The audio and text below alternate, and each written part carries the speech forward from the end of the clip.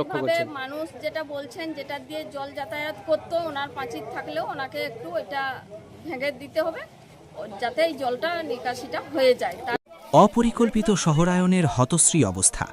টানা বর্ষণে জলমগ্ন হয়ে পড়েছে ঝাড়গ্রাম জেলার নয়াগ্রাম ব্লকের খড়িকামাথানি এলাকার একাংশ। সিআরপিএফ ক্যাম্প থেকে গোহালডিহা যাওয়ার রাস্তায় দীর্ঘক্ষণ জল দাঁড়িয়ে থাকায় চরম ভোগান্তিতে পড়েছেন বাসিন্দারা।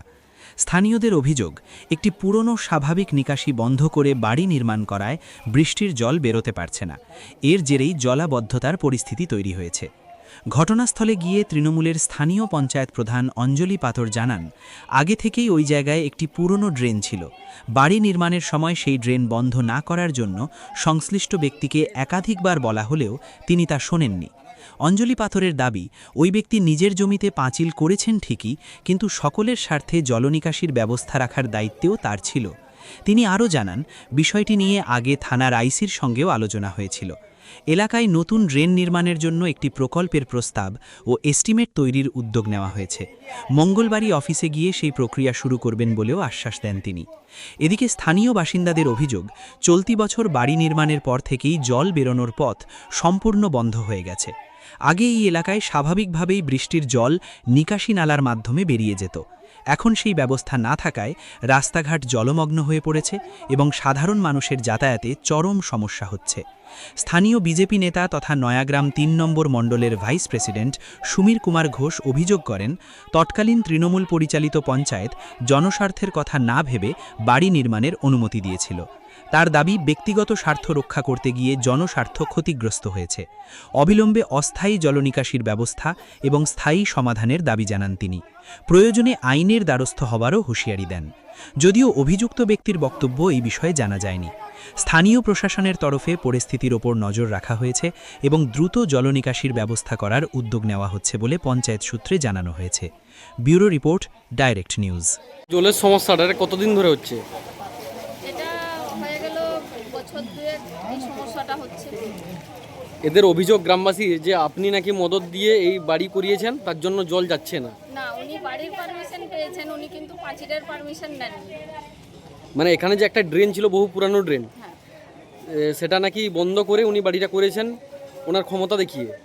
উনি যে বাড়িটা তৈরি করেছেন, আমরা আগেও এসেছিলাম দেখতে, ওনাকে বলেছিলাম ওটা ভেঙে দিন, কারণ এখানে দীর্ঘদিনের জল নিকাশি ব্যবস্থা এখানে আছে, কিন্তু উনি সেটা মানেননি।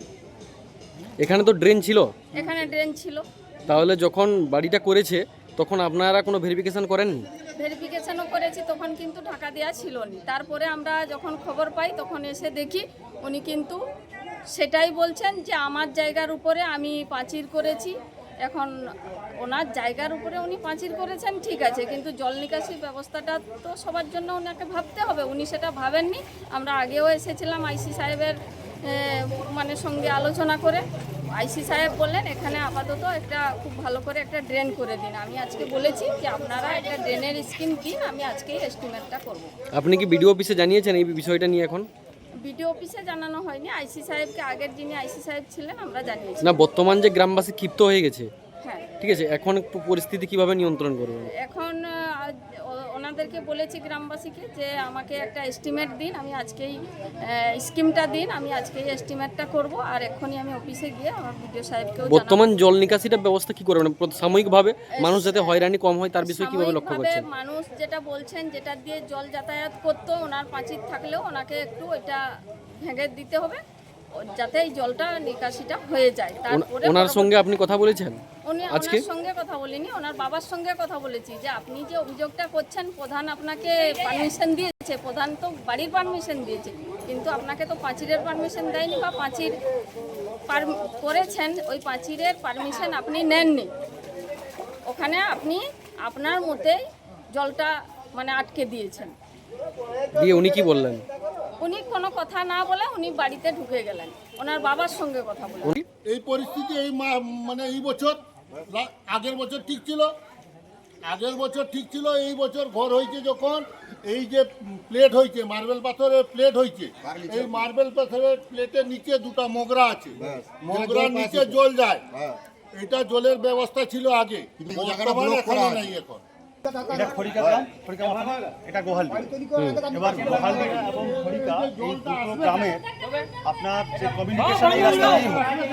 এবার এই ডাউন জায়গা ছিল এবং এখানে নিচে একটা জল যাওয়ার একটা ব্যবস্থা ছিল। জল কেনাল ছিল, তার আবার উপরে দীর্ঘদিন ধরে প্রায় 100-200 বছর ধরে এই এদিকের জলটা এই রাস্তা দিয়েই পাস হতো। এবার কি হয়েছে, পঞ্চায়েত ছিল আপনার টিএমসির আমলে বলতে দিন, ঠিক আছে। এবার টিএমসি সরকার থাকাকালীন এখানকার যে পঞ্চায়েতটা টিএমসির পঞ্চায়েত ছিল, প্রধান ছিল, ওনারা কি করেছেন, উইদাউট ফিল্ড ভেরিফিকেশন ছাড়াই এনাকে কনভার্সন করে দিয়েছেন। কনভার্সন করার পরে এই বাড়ি মালিকটাকে এখন সম্ভবত সঞ্জিত পাত্র, এই যে এই বাড়িটা সঞ্জিত পয়রা, ঠিক আছে, পার্মানেন্ট রেসিডেন্ট এখানকার কিন্তু নয়, ঠিক আছে। এবার ব্যাপারটা কি হচ্ছে, এই রাস্তাটা উনি কনভার্সন পাওয়ার পরে এখানে সম্ভবত লিগাল ওয়েতে না করে ইলিগাল ওয়েতেই আপনার বাস্তুতে এটা মানে একে মদত কে দিয়েছে এটা করার জন্য? টিএমসির সময় টিএমসির সরকার ছিল, টিএমসির পঞ্চায়েত ছিল, টিএমসির প্রধান ছিল, টোটালিটি সমস্যাই ছিল। এবার মানুষের স্বার্থের কথা না ভেবে ওনারা আন্ডার টেবিল কোনো ডিল হয়ে থাকবে। এবার সেই ডিল মারফত ওনারা কি করেছেন, এনাকে বাস্তু করার পারমিশন দিয়ে দিয়েছেন, যার ফল হিসাবে আজকে দেখুন কি অবস্থা হয়েছে। এদিকটা তাকান, এদিকে জল দাঁড়িয়ে আছে, এখানে জল দাঁড়িয়ে আছে, ঠিক আছে। এবার জল নিকাশি ব্যবস্থা না থাকার ফলে মানুষের যে যাতায়াতের যে ব্যবস্থা তাতে কিন্তু বাধাপ্রাপ্ত হচ্ছে।